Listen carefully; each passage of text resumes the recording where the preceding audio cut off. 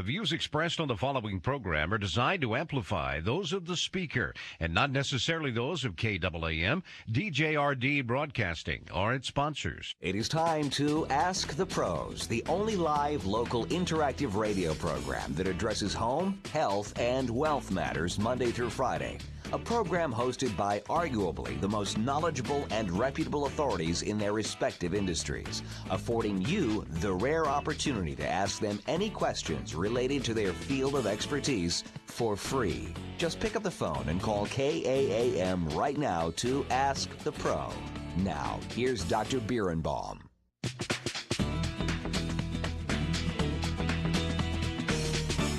Good afternoon, everybody. This is Dr. Dennis Birnbaum, and this is Cancer Update, a short walk through a long journey.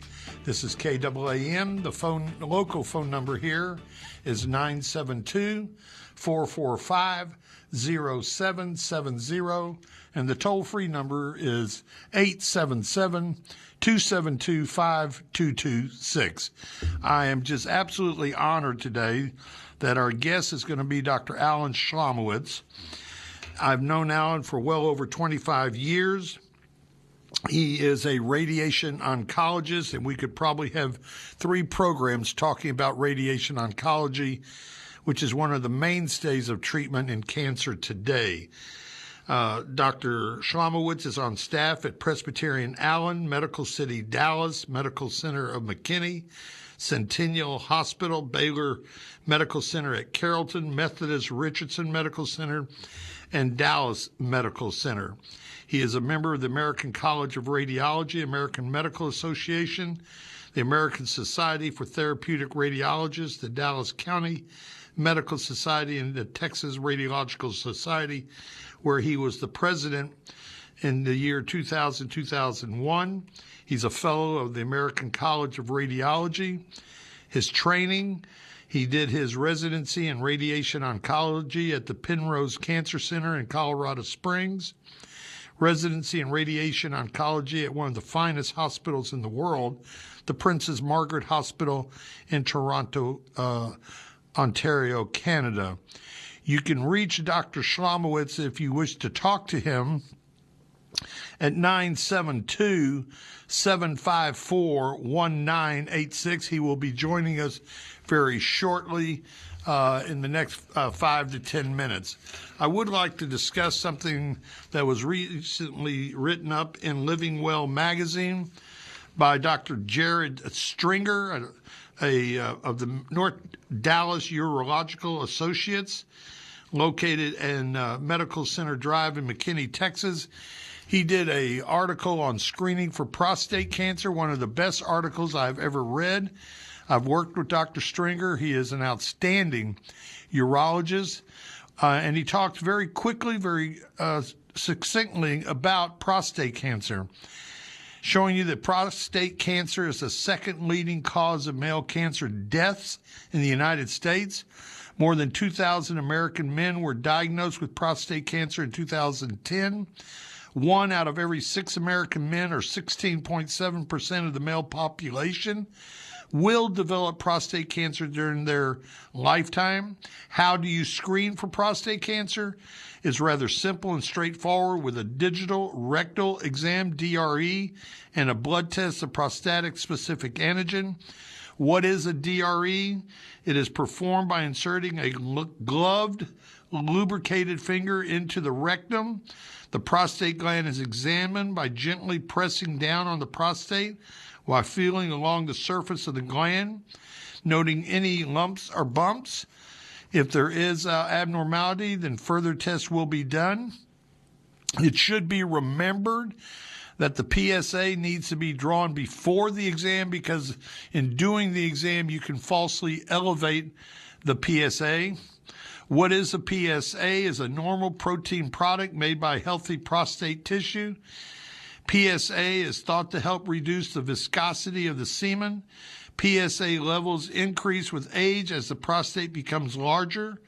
Cancer disrupts the normal prostate cellular architecture and increases the concentration of PSA in the blood. What else can cause PSA to be elevated? benign growth or benign prostatic hypertrophy, better known as BPH. Prostatic infections or recent procedures to the urinary tract can give you a false elevation of the PSA. How often should I be screened? Typically, screening for prostate cancer begins at age 45 and should be performed yearly thereafter. People with close relatives, known as the cancer family syndrome, we've talked about this before, known to have prostate cancer should begin their screening at age 40. What happens next if my DRE, the digital rectal exam, or an abnormal PSA is elevated? Your urologist will likely recommend a biopsy if you are otherwise healthy. What is involved in the biopsy? He will prepare you by discontinuing any blood thinners you may be on or aspirin you may be on. He will give you cleansing agents to clean out your rectum by using enemas in the morning. The biopsy is performed by inserting a small ultrasound probe in the rectum. The prostate is numbed with local anesthetic, and most often 12 small pieces of prostate gland tissue are obtained, and you find out the results within 7 to 10 days. If you have the magazine Living Well, go back and read this article. It's very simple, straightforward. It is written by Dr. Jared Stringer of North Dallas Urology Associates, located in McKinney, Texas at 972-548-8195. Again, Dr. Alan Schlomowitz will be joining us to talk about radiation therapy very shortly. One of the articles that I found most interesting this week, written in the ASCO Post, November 2012, was the strong association increasingly recognized between obesity and cancer incidence. The relative risk or odds ratios that we see for many of the obesity and cancer-related associations are more comparable to hypertension, heart disease, osteoporosis, and osteoarthritis. Overweight and obesity may also be associated with increased risk of cancer of the liver, non-Hodgkin's lymphoma, multiple myeloma, cervical ovarian cancer, aggressive prostate cancer, as well as obesity will likely increase the risk of cancer in gallbladder cancer. In addition, abdominal fatness is convincingly associated with colorectal cancer and probably is related to a higher risk of pancreatic, endometrial, and postmenopausal breast cancer. This article is by Dr. Rachel Barbash. Dr. Barbash is part of the National Cancer Institute. It goes on to say, more data now links obesity and pancreatic cancer. A number of studies have suggested that particularly among women, being overweight or obese may increase the risk for some types of thyroid cancer. Possible association between weight and some of the hemopoietic cancers have also been explored. So early on, one of the more common causes of cirrhosis of the liver was due to alcohol or viral infection like hepatitis. Today, we are seeing that obesity is becoming a more common cause of cirrhotic liver disease, and that it is a major factor for liver cancer. So if you have some questions about this, call in to Cancer Update here at KAAM 770 on your radio at 972-445-0770. This same article goes on to say, it is particularly important that obese patients be screened for types of cancer we already routinely screen for, such as breast and colon cancer. But there is strong evidence that obese patients tend to be less likely to undergo screening according to guidelines. In addition, some forms of screening may be not as effective for obese patients. For example, And breast cancer screening can be very difficult in women with very large, obese breasts associated with their weight. Obese women treated for breast cancer were more likely to have recurrence and inferior outcomes for overall survival, according to a study in the journal Cancer.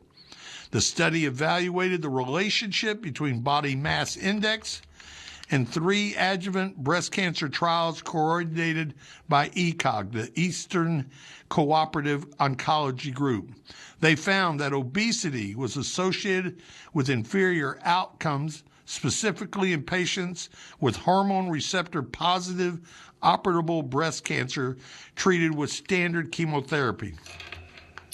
If you remember in many of our previous discussions and programs, we talked about physical activity, how physical activity will increase your immune system and help you fight cancer. In this same article, they talked about the benefits of physical activity. Several published studies have suggested that patients with cancer who regularly engage in physical activity may experience better survival. In an article published by Dr. Barbash from the Journal of the National Cancer Institute this year, summarizing the data from number of observation on how physical activity is associated with cancer survival, they found that consistent evidence that physical activity is associated with reduced mortality from breast cancer. Patients undergoing cancer treatment may find it challenging to stay physically active, but a number of studies have shown that it is possible to help people initiate a physical activity program even during active treatment.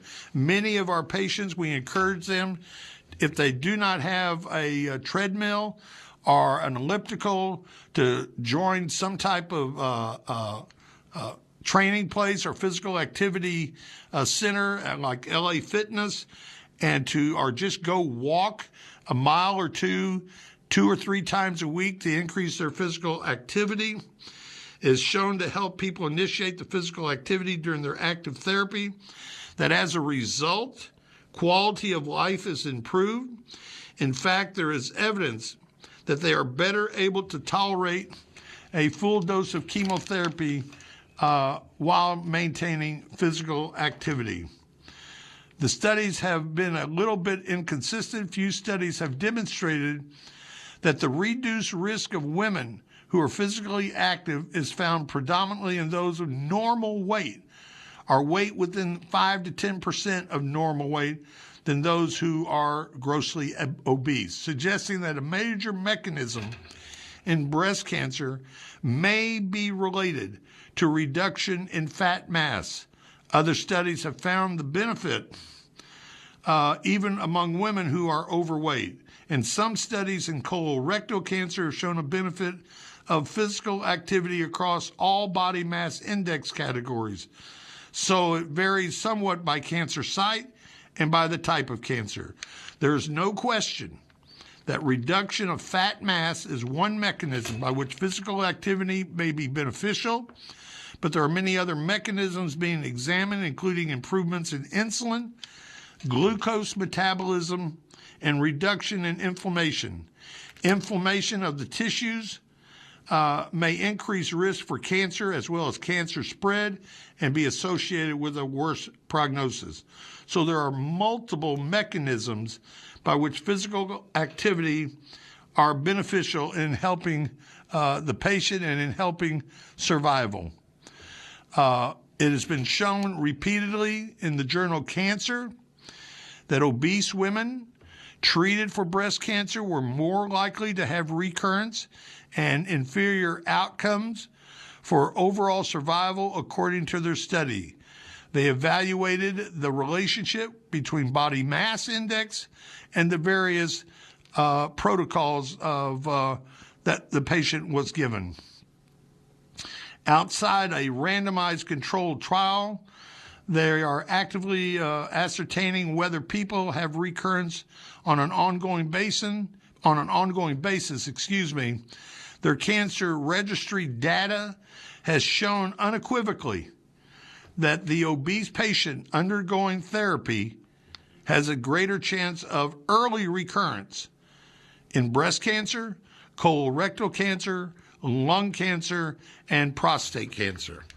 So I think more and more studies are showing that in the obese patient, you have an increased risk of hypertension, coronary artery disease, deep vein thrombosis, back problems, osteoarthritis. And these are also higher associations that we have with developing cancer as well. We're going to be joined by Dr. Schlomowitz very shortly. Dr. Alan Schlomowitz is from Dallas, originally from Pennsylvania, did his medical school at the University of Miami School of Medicine, trained at Penrose Cancer Center, did his radiation residency in radiation oncology at the Princess Margaret Hospital. He is also a clinical instructor at the University of Texas Southwestern Medical School up until 1990, as well as being a former clinical instructor at Columbia Presbyterian Medical Center in New York City. He is a member of the American Board of Radiology in radiation oncology, and we're going to be joined by Dr. Schlomowitz right now. Alan? Yes. Hello, Dr. Birnbaum. Oh, it's great to talk to you. I've been introducing you to the audience here, letting them know that I've had the pleasure of working with you for over 25 years, and I can tell everybody there that this doctor is so well respected by his colleagues and by patients. I want to give his phone number out to those people who would like to call Dr. Schlomowitz. They can reach him at 972-548-9690. The previous number I gave you was his cell number. He is open to questions at all times.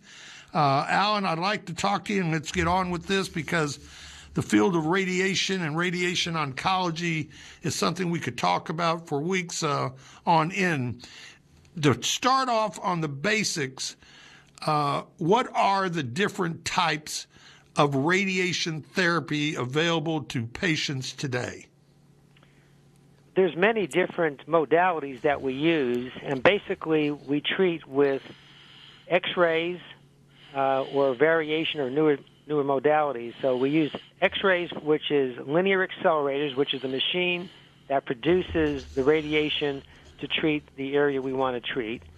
Now, within that linear accelerator treatment machine, we can use X-rays or electrons, which are particles. Then we have other machines, which is called HDR, which is high dose rate, which is brachytherapy, which is really an implant type of therapy that's inserted radioactive, in a cavity, like in the breast or the prostate or other areas. We have stereotactic, which is very focused radiation therapy, which is a newer modality and is software-driven for specialized instances, not for all cases, which pinpoints a small area, usually an inch or less, or maybe up to 2, depending on the area. And those are given high dose per treatment over a shorter period of time. So those are the basic modalities that we use, and it's hard to say in general what's best for a patient without knowing them. I know there's a lot of new things that have come out. You read them in the paper. Let's go to the most common and probably the most expensive, and I'm not sure. I know very little about it. What is this latest thing coming out called proton therapy? Well, protons, if we go back to our high school physics or chemistry, proton is really a hydrogen atom. And so it's a particle, and it's a charged particle, meaning that has a positive charge and electrons have a negative charge. So the electrons, being small, are sort of like a billiard ball. They don't have much force, and they don't penetrate too deep. So they're just a little bit of ricochet if you look at it that way. A proton is a heavy particle, so it's like a heavy ball, and as it goes through tissues, it can be a little bit more penetrating and a little bit more, I wouldn't say energetic, so it has an effect. So what we use these for is a specialized characteristic of the protons that you can essentially dial your depth. So if you want to treat something 3 inches under the skin or 5 inches under the skin, you can sort of play with the software and get it at deep. So there's no advantage. I think the big thing is there's no advantage on protons over photons. Photons are X-rays, but the aiming is a little bit better. But I notice situation. MD Anderson has this, and the cost is just astronomical. I don't know if all insurances cover it. Why is it so expensive to get proton therapy? Well, a modern linear accelerator, a treatment machine, will cost about $3 to $4 million. And so that's not cheap, and that's part of the reason why the cost of radiation therapy is what it is, though it's reasonable when you compare it to surgery or other treatments. The proton accelerators, they may be $100 to $150 million. Wow. So it is an enormous amount of price increase, really without much advantage for almost all the adult tumors, except for maybe 3 or 4. It's probably better used for children where you have growing bones, say that a child has something over the spine and you don't want to treat their abdomen. You can sort of stop the radiation quicker with the protons than you can with the typical X-ray. So except for specialized instances, protons are not necessary and don't treat the cancer any more effectively than the standard treatment. Let's talk about some different types, and then I want to talk to you a little bit about the type of patient that is selected for each type of therapy. What is IGRT and IMRT, image modulated radiation therapy versus image guided radiation therapy? So like in many areas, of business and medicine, a lot of this is software driven. So the hardware is basically the radiation machine. And now what they have done is with the software allows us to aim the radiation more precisely, more accurately, and we can focus it on an area. So instead of doing, say, treating someone from the front, rotating the machine to the back, that we can use many different angles and target the treatment. So IMRT, which means that we can have little motors in the machine that will block areas that are sensitive. So if we're treating the chest, these motors will go ahead and block, say, the spinal cord in one angle, and as it rotates to another angle, it may block the esophagus or the heart or some other organ. So therefore, we can protect the normal tissues better by using the new software and the new hardware to do that. So most of these new techniques is not that you're getting higher dose, it's that they are sparing normal tissue from toxicity. Right, they're sparing normal tissue, and by sparing the normal tissue, we could actually, in some cancers, we can go to a higher dose more safely. So before we were limited because we were treating the good tissues with the bad tissues, now we can reduce the dose to the normal tissue and treat a higher dose to the tissue we want to get rid of. Now, IGRT, or image-guided radiation therapy, allows us to see what we're treating. So before, we could see what we're treating basically by looking at the bone. So we know if we're treating the chest that we can see where the spine is, the bones in the spine, and we can sort of figure out those things. But now we can actually see the tumor on the machine before we deliver the radiation, and therefore we, again, can be more precise, treat the tumor, spare less normal tissue, and give maybe a higher dose or a more tolerated dose to the area that we want to treat. To the audience, this is Cancer Update, a short walk through a long journey. The phone number here is 972-445-0770. I'm proud to say the guest today is Dr. Alan Schlomowitz. expert training in the past, a former clinical instructor at Southwestern Medical School, former clinical instructor at Columbia Presbyterian. He is on staff at a multitude of Dallas hospitals: Presby Allen, Medical City Dallas, Medical Center McKinney, Centennial, Baylor Carrollton, Methodist Richardson, and Dallas Medical Center. Dr. Schlomowitz did his training at residency in radiation oncology at the Penrose Cancer Center and at the famous Princess Margaret Hospital in Toronto, Canada. It is a great honor having Alan with me. I've had the absolute pleasure of working with him for many years.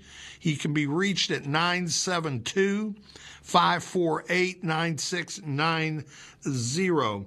Alan, let me ask you, in dealing with radiation therapy, we hear the words seeds.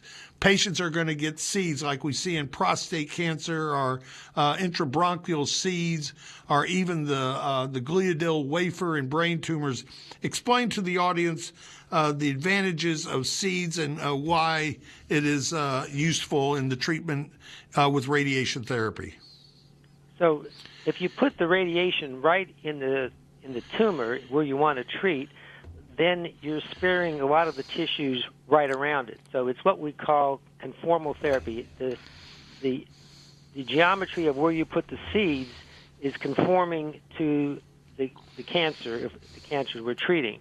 And therefore, the tissues outside or within say a quarter an inch to half an inch are getting very small amounts of radiation therapy. So the advantage is you can give a focused dose, have the treatments over in a relative short period of time, maybe 1 treatment to 5 treatments, whatever the protocol is for that site. So that's an advantage. And it's used most successfully in those tumors that you can reach quickly, like the prostate, GYN tumors, for cervical cancer, as a part of treatment. Sometimes it's for what we call a boost. So you can give the treatments from an external source, linear accelerator, for, say, a few weeks, and then you can boost it with these seeds. So mostly it's used for prostate and GYN cancers these days. Let me ask you, you and I obviously have worked together, and we use the term concomitant chemotherapy with radiation therapy, and that sometimes you don't give full dose chemotherapy. You give certain drugs that are like cell synchronizers. Can you explain to the audience why this is important and what it does to enhance the effect of the radiation therapy? Right. We state, as you mentioned, that they're sensitizers. So the chemotherapy sensitizes the cancer for the radiation therapy. So it makes the radiation therapy more effective, and vice versa, the radiation therapy makes the chemotherapy more effective. So they found that by giving them both together, it's better than giving either one alone. So the control rate and the survival rate typically is enhanced by concomitant or concurrent therapy. We reduce the dose of the chemotherapy, so we try to reduce the side effects related to giving 2 treatments at the same time. But it's a great advantage in many tumors, from head and neck to lung to pancreas to almost colon, rectal. There's just many tumors where we find that this is really a big advance in the last 10 years, I would say. What is, when somebody mentions the term hyperfractionated radiation therapy, I know you and I know that's like twice a day radiation, usually separated by 4 to 6 hours. What is hyperfractionated radiation therapy, and what are the advantages of it? So the standard radiation therapy is given daily, Monday through Friday, for a number of weeks. Just for discussion, we can say 5 days a week for 5 weeks, just for an example. So that would take 25 treatments. If you give a hyperfractionation, it means you're given more fractions, more treatments, essentially, per day. So instead of giving standard dose, you would give maybe a little bit more than half that dose, but twice a day. Now, the theory is the normal tissue will recover between the interval, say, the 6 hours between treatments. It spares the normal tissue a little bit more and hopefully The normal tissues will recover where the abnormal tissue won't. It had its heyday a few years ago, but it's not as common today. So now the reverse term, if I could add that to it, Denny, is hypofractionation, which means less fractions per treatment, but a higher dose. So those are the alternative methods we call of radiation therapy delivery. So you have the standard fractionation, more fractions per day, or hyper, less fractions per course, or hypo. And it has to do with the biology of the tumor and which tumors you would pick one for the other.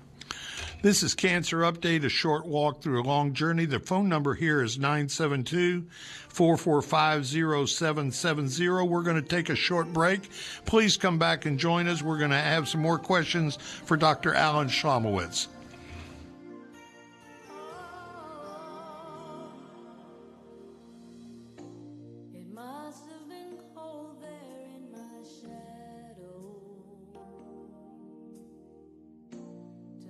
Out on the golf course, there are the obvious hazards. There's the pond, the bunker, the rough, the even rougher.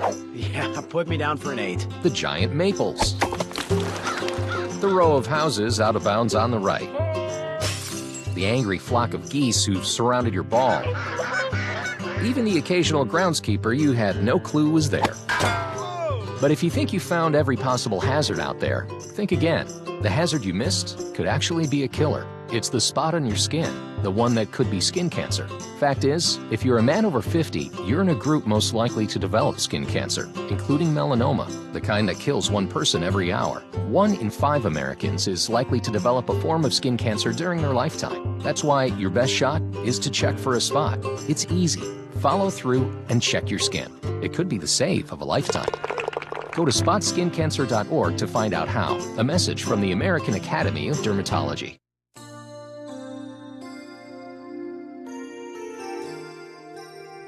Good afternoon, everybody. This is Dr. Dennis Birnbaum with Cancer Update, a short walk through a long journey.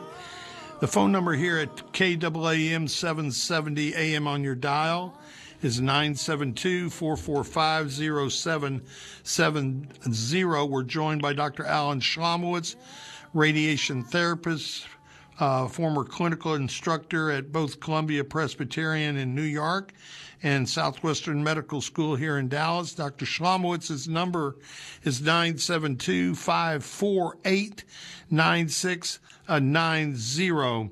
Alan, once again, thank you for joining us. Let's talk about a little bit about expectations in the field of radiation therapy when you're treating patients. Yes, I mean, there's 2 main indications that we all treat in oncology or cancer care. One is curative, or what we call definitive, which is mean you're trying to cure the patient of all disease that may be there or possibly come back. Or palliative, which means we're trying to relieve symptoms or the possibilities or prevent symptoms from occurring. So definitive or curative means that radiation therapy by itself or with the help of concurrent or concomitant chemotherapy is about half of our patients, and the other half we try to give symptom control. So those are the 2 main things. So patients, unfortunately, if they have cancer that has spread, causing some pain, say in the bone, like the shoulder or the hip, then a short course of radiation therapy is usually about 80+% effective in relieving the pain, either entirely or where it's controlled with just some occasional or not that frequent pain medicine. So that's palliative, and that is really a very rewarding part of the practice of radiation therapy, is to see people who can live their life more comfortably even if they continue to have a problem. That's a good part of it. Is palliative radiation therapy allowed in order to maintain quality of life in patients who are undergoing hospice care? It is not. Basically, it can be if the hospice provider will allow it, or what a lot of people can do is get off hospice for a short period of time, for a week or 2, and receive the radiation therapy and then go back on it. So that's a little bit of a part of the system that needs a little work, where they could have access to some procedures that may not prolong their span, but will make the remaining time more comfortable. Before I introduced you, we had a discussion here about an article in the ASCO Post about the incidence of cancer in the obese patient.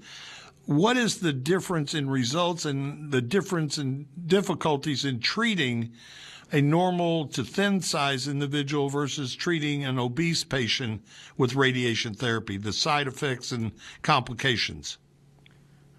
Actually, for the radiation therapy, there's not a lot of difference, except you have to be able to plan the treatment, so you have to have machines that are capable.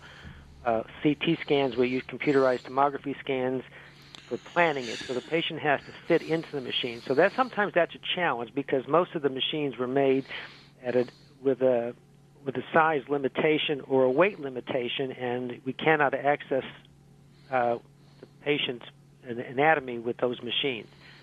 The radiation will penetrate. In the olden days, maybe just 25 years ago, we didn't have as much penetrating energy, and there was more side effects because we had to go through more tissue, adipose tissue, fat, to get to there.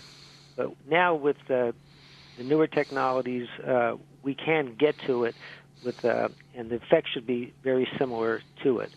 Unfortunately, side effects, are they're the same. Basically, they're the same. It's just a matter of getting the patient on a table that will support them and getting a scan that we can plan them with. There are two new types of therapies. I know very little about them. There's not that many around. What is CyberKnife? So CyberKnife is a robotic linear accelerator. So basically, the way radiation is made for treatment with cancer, you have a waveguide or a tube, sort of like the old TV tubes were, and they will get sped up and hit a target, produce radiation. Now, those are very cumbersome and heavy machines, but what they've been able to do is have a short accelerating, what they call a waveguide, and put it on a robotic arm, like you see making cars, the robots that make cars, and it will aim the radiation in many different angles and focus on the tumor. So the advantage of that is through many angles that you can do with those machines that you can't do with a standard machine. You can target tumors precisely, very accurately for that. There are limitations on who is eligible for that, because each treatment takes about 30 to 90 minutes, so you can only do so many patients a day. But it's good for treating some brain cancers, some benign tumors of the brain, some very focused tumors in the lung or liver, but it doesn't replace the standard radiation therapy by any means, because the effectiveness is the same. It's just that you can give a higher dose per treatment that can be more effective. And lastly, what is and where is it used in the Gamma knife, the Gamma treatment? So the Gamma knife was really the first modern, what we call stereotactic, meaning it was very focused, and it was developed to treat brain tumors, because the brain doesn't really move. Our skull protects it, where other organs, like the lung and the abdomen, you have valve and lungs as we breathe move. So the Gamma knife was developed just to treat the brain, but it wasn't. It's the same concept as the Gamma knife, except the Gamma knife can treat other organs outside of the brain. The effectiveness is the same, just the technology. The CyberKnife has extended the range of what the Gamma knife could not do. Gliadol wafer. What is it, and what are the indications for it? Probably right now, with some of the newer drugs that you, Denny, will prescribe, we don't use those as much. Really, the concept is sort of like the seeds. You're putting the Gliadol wafers, which is a chemotherapy agent that was used for many years. After the neurosurgeon will remove the tumor, that they'll put in these wafers that has a chemotherapy agent impregnated in it, and then that will diffuse around the resection area, so that the treatment area will be extended. It's sort of like giving radiation therapy without radiation therapy.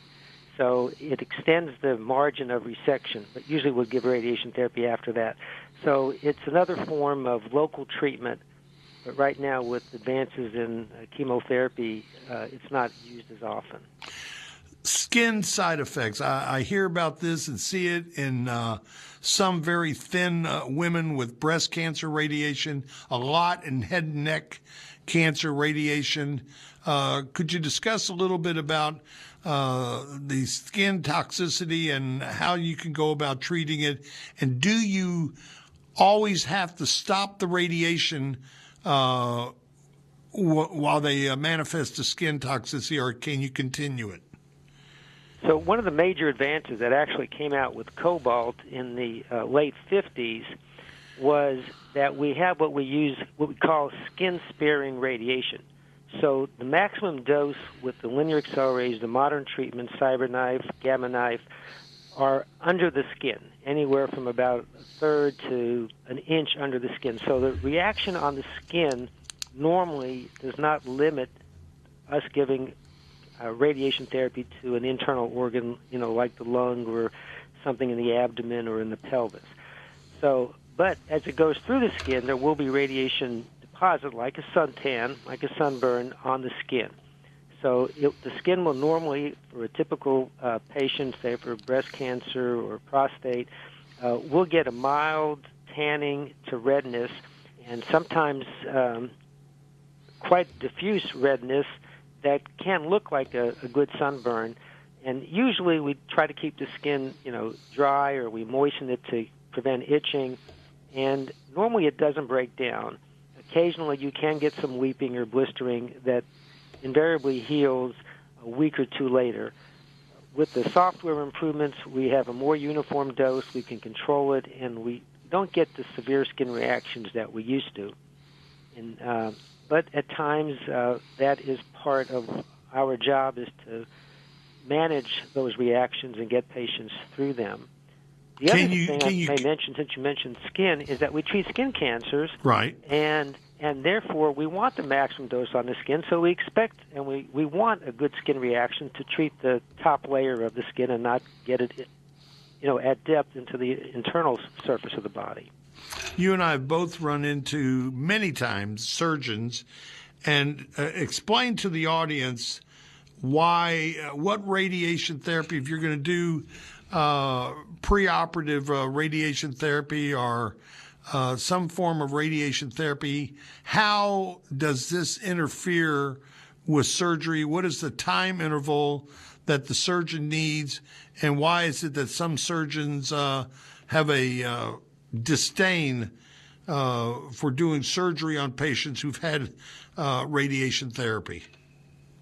So one of the main roles of radiation therapy is really to prevent disease coming back where the surgeon was.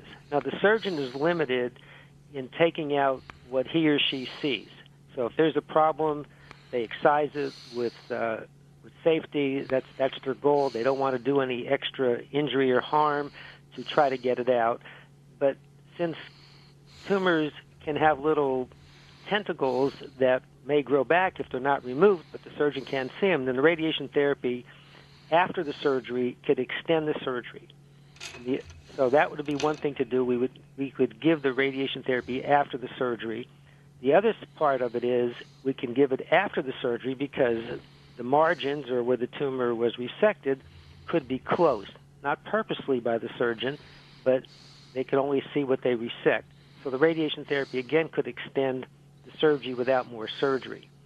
Now, in certain cancers we do, as Dr. Birnbaum was saying, we do it after. And unfortunately, if the tumor comes back, you can get some scarring after the radiation therapy, and things get sticky, and it's hard to do surgery after the radiation effect.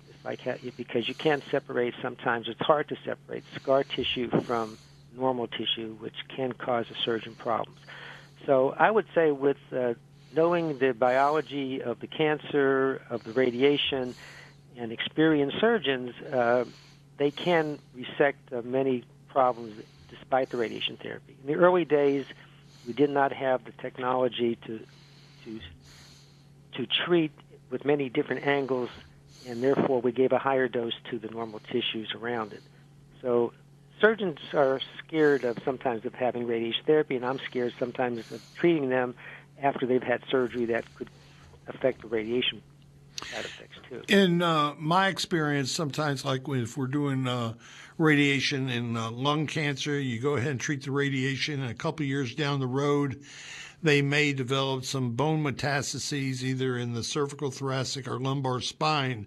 And what I'm getting at here is you have to, I guess, calculate at the time they did radiation how much of that radiation the spine had exposure to, because if you're going to go back and radiate that spine at this new time of metastases, how much is every tissue, every area of the body limited to the amount of radiation they can tolerate? Every organ has its own little table that we use, or side effect profile. So even different parts of the spine can tolerate different doses without causing spinal injury. So that's one thing all radiation oncologists are drilled into training, is you have to respect the spine because you don't want to cause side effect that will cause weakness below that area where we treat. So one of the advantages of the CyberKnife machine or proton machines is that they can sculpt the radiation therapy around, say, the spine and spare the spinal cord, which is the sensitive tissue, not the bone that surrounds the spine, but the spinal cord that goes, behind in a canal behind the spine. So that's the main advantage for the CyberKnife, that technology. But we can't always retreat an area like we can if it comes back, say, over a shoulder. We can probably give that again because that's not a sensitive structure. Talk to the audience about booster. I've used this with you before. We'll radiate a certain area, and either we'll stop and there comes back disease again, and you tell me, well, we really can give them a little bit more. We can give them a booster. Explain that to the audience, what the booster means and how it's used. Yeah, the boost, I find a confusing term for me when I talk to other people, because what I usually mean is we plan a treatment to a larger area. Say we're treating a breast tumor, and we're treating most of the breast for a certain number of treatments. And then for the last week or two, we would boost or focus on the area where it started. So that what I would call a boost, but really it's a planned additional amount. It's not really a boost. Now what you just mentioned is more in the palliative mode, as we said. So we've given the dose for microscopic disease. We didn't know there was any cancer there, but we knew that there could be, so we gave, let's say, 5 weeks. And the tolerance for that organ may be 7 weeks. So therefore, we can boost that area with an additional 2 or 3 weeks safely. Now, if you've already given the full dose, then you can get increased toxicity from the radiation over the normal tissues. And like all of medicine, you have to know your limitations, and at times you have to say, I really don't want to do any harm, so therefore, we're going to have to figure out another way of try to treating your symptoms. Audience, we have with us today Dr. Alan Schlomowitz, radiation oncologist for many years here in Dallas. You can reach Dr. Schlomowitz at 972-548-9690, or his cell phone is 972-754-1986, and his email, I hope I'm saying this correctly, is alan.mrcc@gmail.com. Dr. Schlomowitz is on staff at Presbyterian Allen Hospital, Medical City, Dallas, Medical Center of McKinney, Centennial Medical Center, Baylor Medical Center at Carrollton, Methodist Richardson, and Dallas Medical Center. Alan, in talking about radiation therapy, I know we radiate the prostate, we radiate bone and lung, and we do preoperative rectal radiation in rectal cancer. Why is it that we do not radiate the colon that much? Well, the colon is a movable, it moves an organ, so it's not always in the same place every day. Now, when you talk about, the prostate is relatively fixed, and you have sensitive structures like the urethra, which goes right through, so that would necessitate some reconstruction on being able to urinate. So it's a relatively small organ. It typically stays in the same place. We can target it by putting actually non-radioactive seeds in the prostate as a method of aiming the beam. Now, the colon and the rectal cancer is in a relatively small canal, and the surgeon has a tough time getting around the rectal origin without compromising the rectal orifice in that area. Most rectal cancers, if they unfortunately come back, will come back right around where the cancer was. So we can target that accurately. The colon is going to move as the bowels push things through. So it's not in the same spot every day. And we don't worry about local recurrence because it doesn't have the pelvic canal to go for. So it's more lymph node involvement, has a different method of spread to more the liver than local area. So unless the area is attached to the abdomen, we don't treat it. Plus, I've noticed some side effects where you can injure the bowel because it doesn't tolerate the radiation that well to get a high dose to it. Let's talk about the heart. We have incidences when you're doing lung radiation. Let me phrase this two ways. Number one, how rare is primary tumors of the heart? Number one, do you treat it strictly with surgery, or is there a place for radiation? Number two, but more importantly, you use radiation obviously in lung cancer, and how much toxicity is there to the heart, and what toxicity is it that you have to be concerned about? Right. I mean, as you mentioned, the cancers of the heart are unusual. They're more usually affected by adjacent structure. Lung cancer, for instance, may attach itself to areas of the heart. And so we normally don't treat the heart purposely, though there's a few cancers that will affect it that surgery can't be done and the radiation therapy may be a benefit. But as you discussed, the heart is obviously the vital function in our chest, and the effects of radiation are either sort of what we call in the first 6 to 8 weeks after the radiation therapy or a few years later. So you can get some thickening of the covering of the heart, called the pericardium, if you have a high dose of radiation therapy to that area, which can cause some decreased heart motility, function.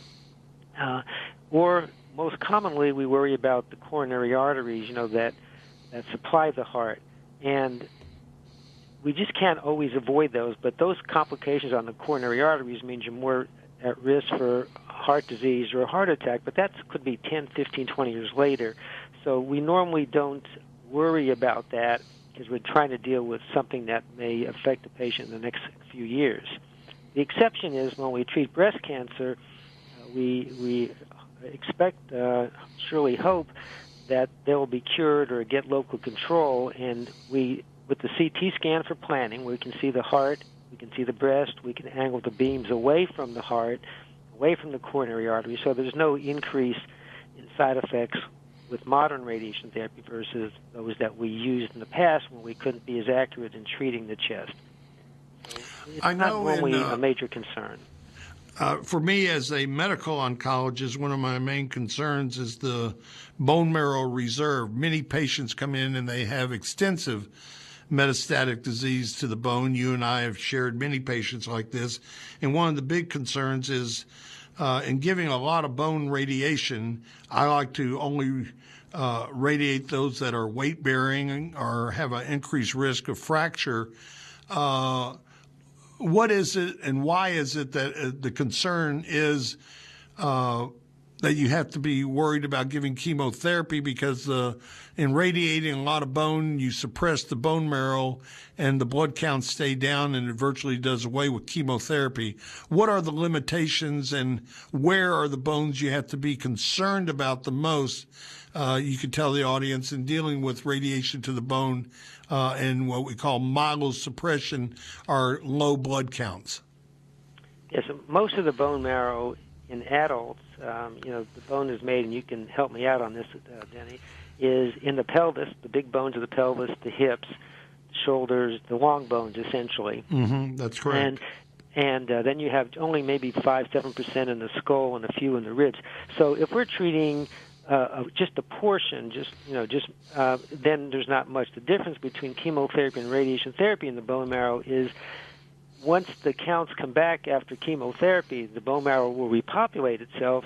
You'll have functioning bone marrow most of the time. The radiation therapy, with a strong course, you won't get that bone marrow to come back as vigorously in that area. So that means you will deplete that area. So you have to be aware of what you're treating. So if we're treating a long segment of the spine, then we're affecting considerable bone marrow. So we treat what's hurting for palliation, as we discussed, or for prevention of symptom control. If we're afraid that something is going to fracture, we'd rather get ahead of it than have the patient run into a problem of immobility or pain from a fracture.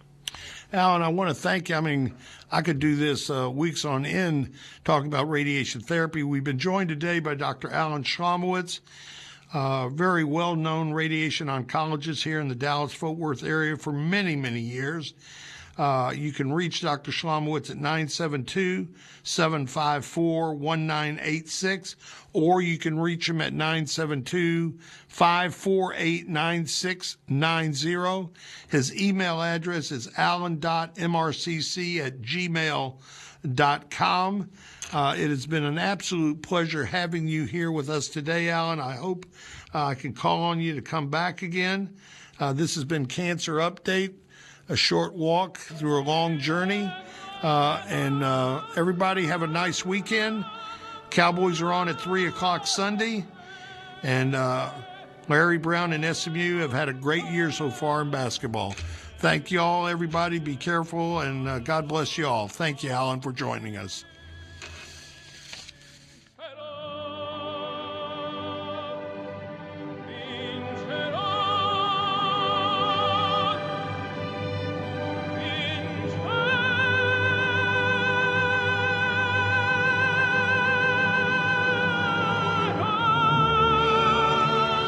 Listening to Ask the Pros, heard every Monday to Friday right here on 770 KAAM. Should you wish to speak with any of our experts, please call KAAM at 972-445-1700 and we will connect you with them immediately.